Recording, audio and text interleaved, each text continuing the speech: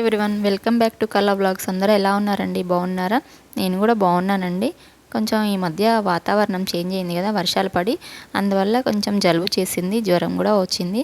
అందువల్ల వీడియోస్ అయితే ఏం తీయలేకపోయాను. ఇంకా కొంచెం తగ్గిన తర్వాత ఇలా వీడియో అయితే తీస్తున్నానండి మీ ముందుకు వచ్చి.